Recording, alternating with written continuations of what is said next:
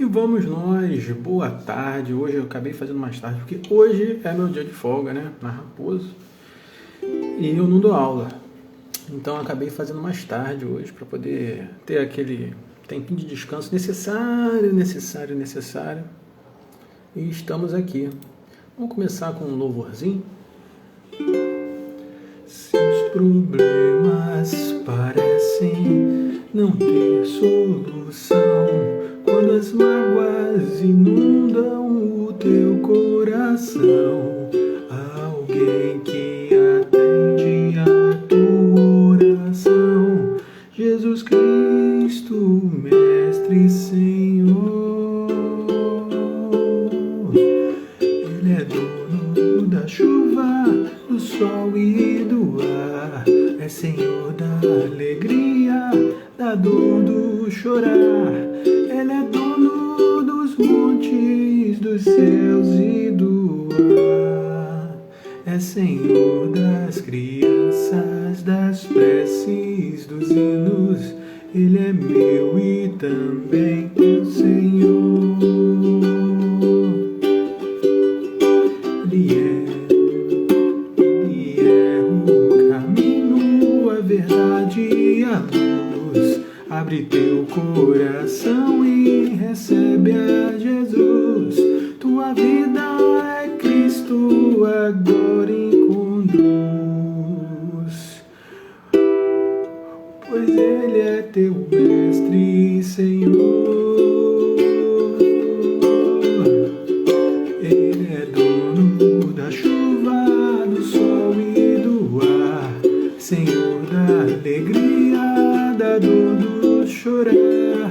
Ele é dono dos montes, dos céus e do mar, é Senhor das crianças, das preces, dos hinos. Ele é meu e também teu Senhor. Como é bom caminhar nessa luz, nessa paz. Ele vive pra sempre, Ele me satisfaz. Eu sou dele e a vida que Ele me traz segura, pois Ele é Senhor. Ele é dono da chuva, do sol e do ar, Senhor da alegria, da dor, do chorar.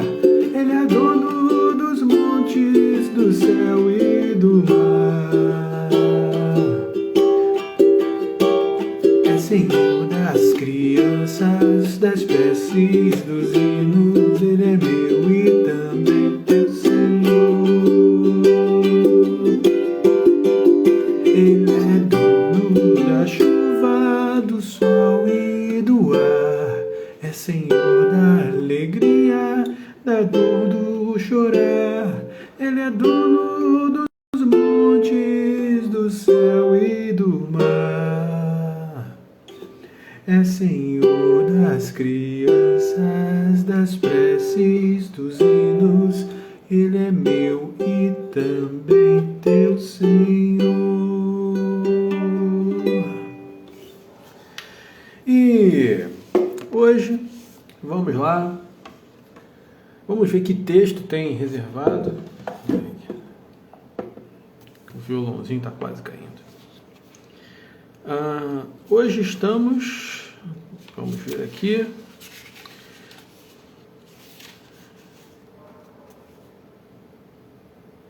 dia 18, certo? A última que fizemos foi a 17. Deus lhe respondeu, eu serei contigo. Essa foi a última, né? Então, a gente está no dia 18.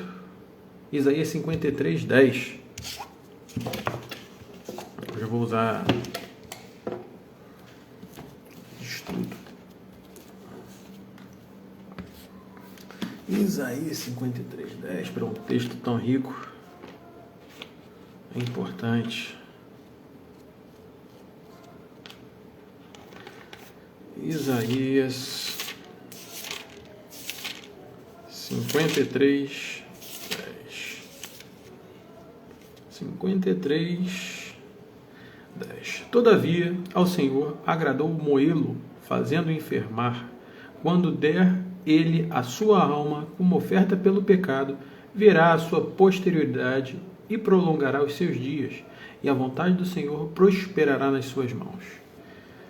A primeira parte é punk, né? A primeira parte é punk.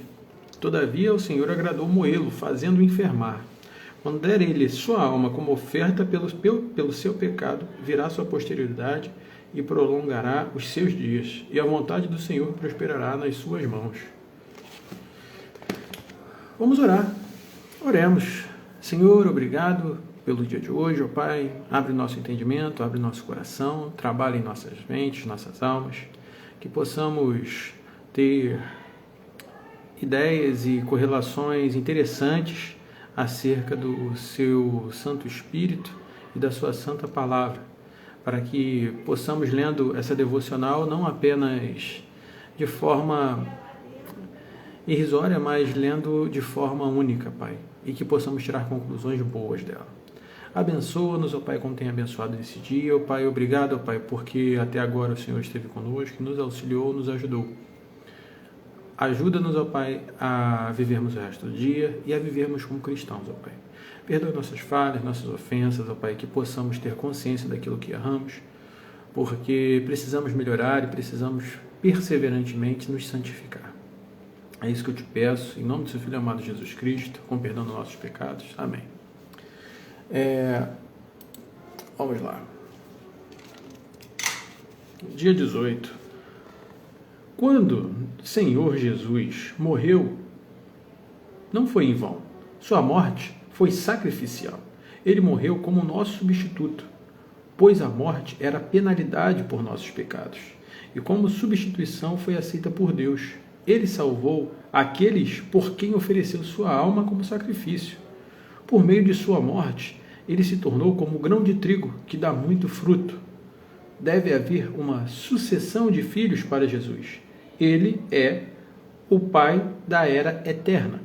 E dirá: aqui estamos eu e os filhos que tu me deste. Um homem é honrado em seus filhos, e Jesus tem sua aljava cheia de flechas poderosas.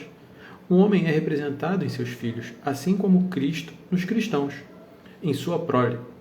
Igual modo, a vida de Jesus continua nos crentes. Jesus vive porque vê sua posterioridade. Ele fixa seus olhos em nós e ele se deleita em nós. Ele nos conhece como fruto de seu trabalho de sua alma.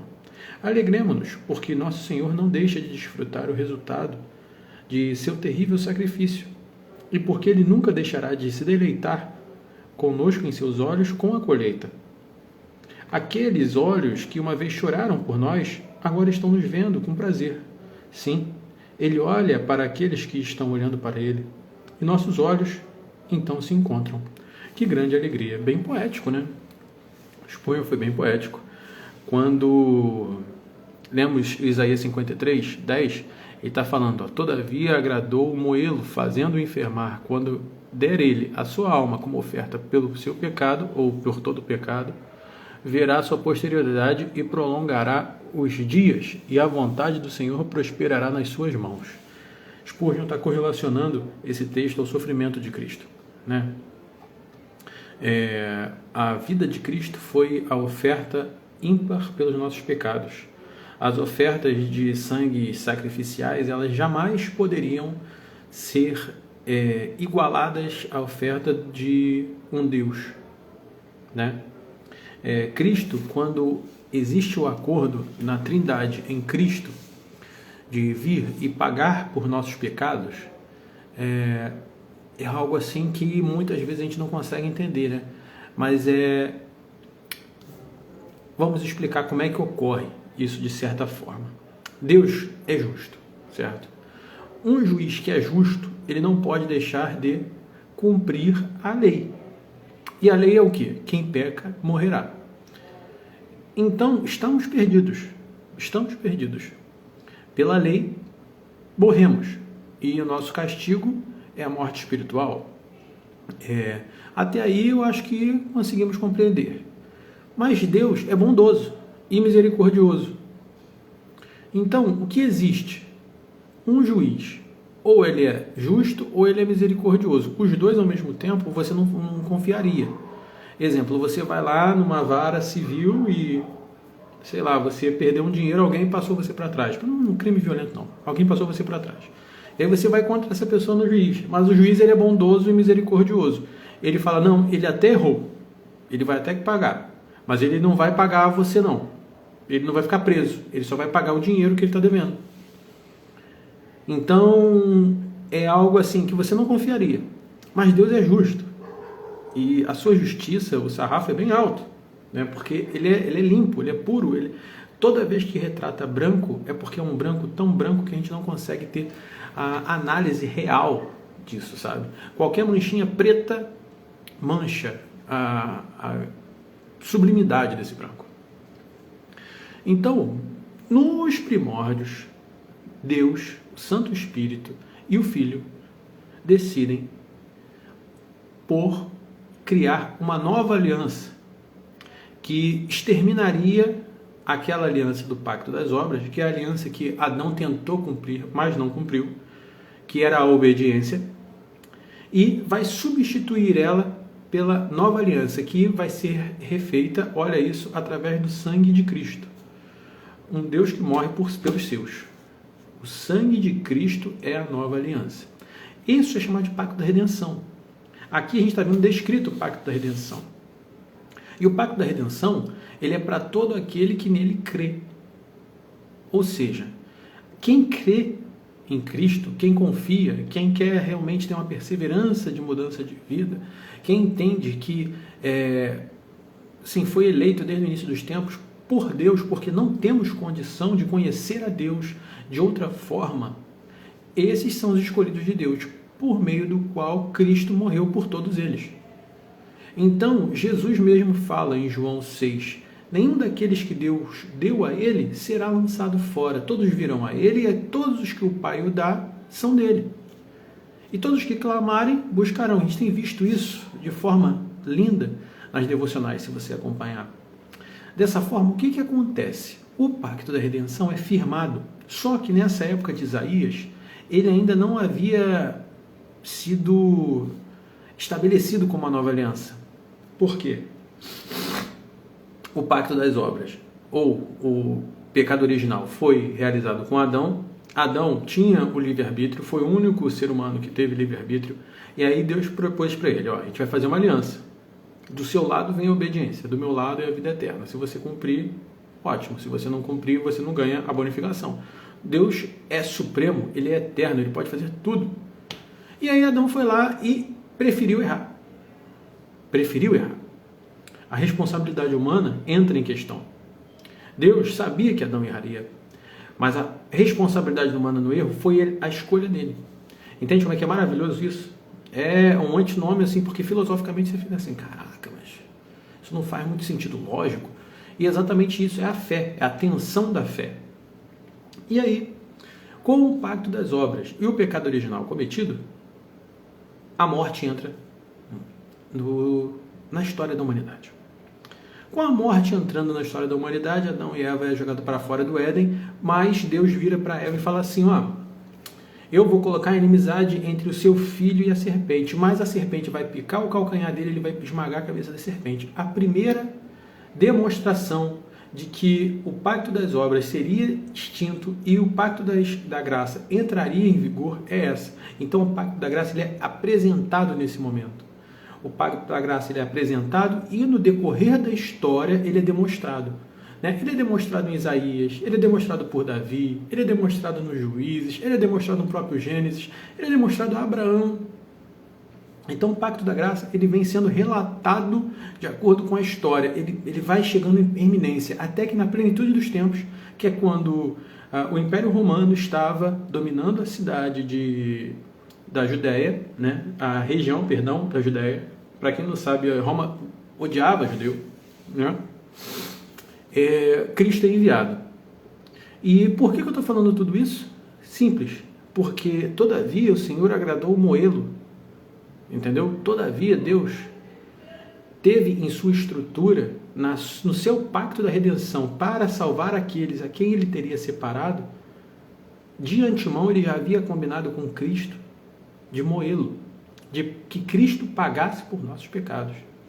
Cristo, o único humano que é nascido 100% homem, 100% Deus, verte sangue por nós. Somos pecadores e Cristo não é pecador. Nós nascemos em pecado por causa da condição do pecado original. Porém, Cristo não é da nossa linhagem humana. Cristo é da linhagem divina, né? Porque a autoconcepção, ou a concepção imaculada de Maria, perdão, só fui pegar minha raposinha, ela é descrita como o Espírito Santo que habita no ventre de Maria, e Maria então tem a Sagrada Concepção, né? Logicamente Maria teve outros filhos depois, porque senão José não continuaria casado com ela. O próprio Tiago é irmão de Cristo, né? Tiago, ele foi proeminente, ele foi um dos líderes, se não o líder, né? Historicamente, ele foi mais líder do que Pedro na sinagoga de Jerusalém. Os primeiros cristãos, eles são educados tendo por base os pés de Tiago, tá? Pedro, ele é visto como o primeiro, olha que bizarro, o primeiro cara a pregar fora para os gentios, né? Fora da Judéia, né? Judéia. Ele é o primeiro cara a pregar fora da Judéia. Só que ele não é o cara que é mais conhecido por isso, incrivelmente, né? A Igreja Católica, ela coloca Pedro como primeiro papa, porém o que mais trabalha com isso é Paulo. E tudo isso eu estou contando para você, não é para você ter um acúmulo de história, mas para você entender como, desde o princípio, Deus já tinha um plano para salvar a sua vida. E por vezes a gente deixa isso para lá, por vezes a gente não vivencia, por vezes a gente só esquece. E aí Spurgeon lembra a gente de forma magnífica, né? Nosso Senhor não morreu em vão, sua morte foi sacrificial. Ele morreu como nosso substituto, pois a morte era a penalidade de todos os pecados. Quem pecar, morrerá. É simples. Mas Cristo não pecou. E por isso, a justiça vira e fala assim, ótimo, os humanos morrerão. O homem traga um homem. Então vem o homem. E esse homem é colocado na frente da justiça. E a justiça fala, por seus pecados você morrerá. E dessa forma você deixará de pagar esse preço, ou pagará o preço pela sua afronta contra Deus. Pagará o preço pela sua afronta contra Deus, acho que é um termo mais bonito. E aí o homem fala, não, mas eu não posso morrer, eu preciso de algum... tenha misericórdia, eu preciso de algum tipo de recurso. E a justiça vira para ele e fala assim, não existe recurso, porque eu sou a justiça. Em mim não há misericórdia se não existe recursos. Se você quiser misericórdia, vá no tribunal da misericórdia, mas ela não será justa. E você deve pagar justamente pelos seus erros. Então o homem, ele se desespera. E nesse momento, no tribunal, entra Jesus, o homem sem pecado. E ele fala, justiça, eu pagarei pela vida desse homem. E a justiça fala, muito bem. Vejo que você é o misericordioso. Porém, o preço a se pagar pela vida do homem é a morte. E Cristo fala assim, muito bem, tomarei sobre mim o preço do homem. O homem, nesse momento, ele se desespera porque ele não tem como saldar essa dívida com Cristo. E aí ele vira para Cristo e fala, não, mas como eu pagarei? Então Cristo fala assim, não. A graça é o motivo pelo qual eu estou fazendo. A graça é a moeda pela qual eu estou te dando essa liberdade. Então todo homem que é alcançado pela moeda da graça, ele pode ser considerado filho de Deus. Todo homem nascido de mulher vai ser considerado filho de Deus? Não. Vai ser considerado criatura. Infelizmente. Isso por quê? Porque a dureza do coração humano e o primeiro erro, o pecado original, endureceu.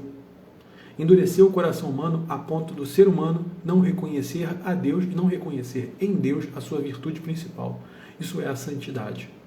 Sem o reconhecimento da santidade de Deus, a ofensa da incredulidade, ela acaba com qualquer chance do ser humano de crer em Deus. A incredulidade e a dureza do coração, ela impossibilita que o homem escute. Então ele fica como se fosse surdo e a pessoa falando e falando e falando. Isso quer dizer que devemos parar de pregar? É exatamente o contrário. Você não sabe quem foi o escolhido. Você não sabe quem foram aqueles pelos quais Cristo pagou o preço. Então, esses precisam escutar a voz de Deus. Já vimos diversas outras vezes aqui que Cristo escolheu aqueles desde o início dos tempos. Então, fomos alcançados nós pela graça. Por que não podemos tentar ver se nossos irmãos também o foram? Seria egoísmo de nossa parte não falar de Cristo a tempo fora de tempo. Por quê?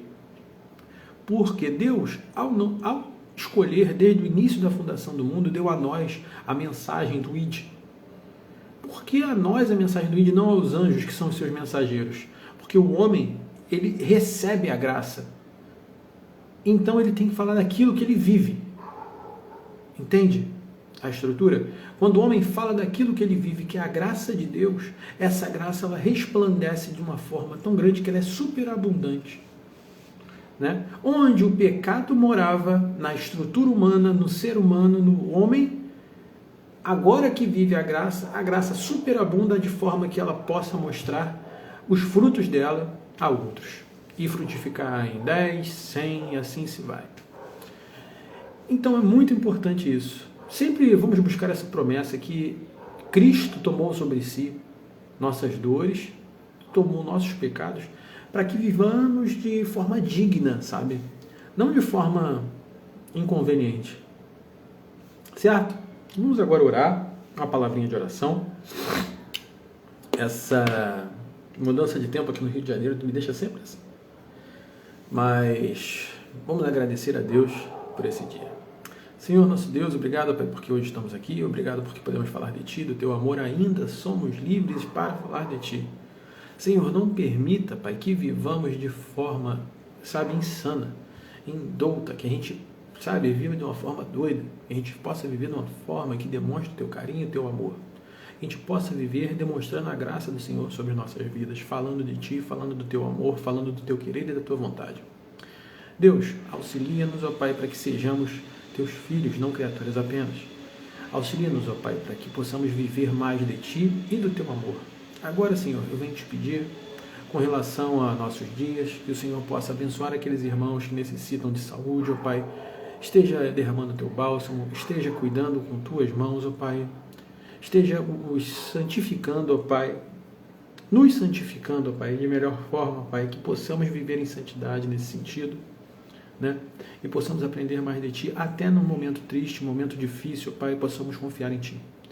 Também te peço por portas de trabalho, portas de emprego, Pai, para aqueles que têm procurado, ó Pai, têm jogado tantos currículos, ó Pai, que o Senhor sabe qual é a necessidade de cada irmão e cada amigo, e que o Senhor possa estar agindo, ó Pai, possa estar guiando, Pai, que nunca falte alimento em sua despensa, em sua casa, que nunca falte leite para seus filhos, ó Pai, e que o Senhor possa estar com a família, Pai. Senhor, também te peço, Pai, para aqueles que trabalham como eu, que o Senhor possa estar dispersando, Pai, dispensando clientes, ó Pai, e novas vendas sobre, ó Pai. Que a gente possa, Pai, estar em cada venda, em cada cliente, estar demonstrando o Teu querer, ó Pai, o Teu amor, e possamos viver para Ti, e não de forma impensada novamente. Auxilia-nos, ajuda-nos, ó Pai, ajuda-nos a ser comerciantes cristãos, ó Pai, a sermos movidos por misericórdia, por amor e pela Tua palavra. Ajuda-nos, ó Pai, ao mesmo tempo em vivermos nesse mundo, não nos amoldarmos a esse mundo, a sermos cristãos sérios, não levar na brincadeira o fato de sermos cristãos, mas que busquemos modificação, ó Pai, metanoia constante, ó Pai, mudança de mente em nossas vidas. Ajuda-nos, ó Pai, e auxilia-nos. É isso que eu te peço, em nome do Seu Filho amado, Jesus Cristo, é que eu oro. Esteja com o restante da noite, ó Pai, com o descanso dos irmãos. Auxilia-nos, ó Pai, e é isso que eu te peço. Em nome de Cristo. Amém. É isso, meus amigos. Obrigado a todos que acabam vendo. E sempre que vê, coloca no Reels ou compartilha, porque mais gente precisa ver isso. Não porque sou eu, não. Eu quero ficar famosinho, não. Se eu quisesse ficar famosinho, eu mandava foto pro Colírio do Capricho. Mas não é isso, não. Vamos falar de Cristo aqui. E vamos comentar, e vamos entender, e qualquer coisa pode mandar pergunta. Eu não sou o gênio, mas eu tenho contatos e sempre vou correr atrás de tentar responder da melhor forma umas perguntas que sejam enviadas de coração. Tá ok? É isso mesmo. Obrigado. Estamos juntos. Até a próxima.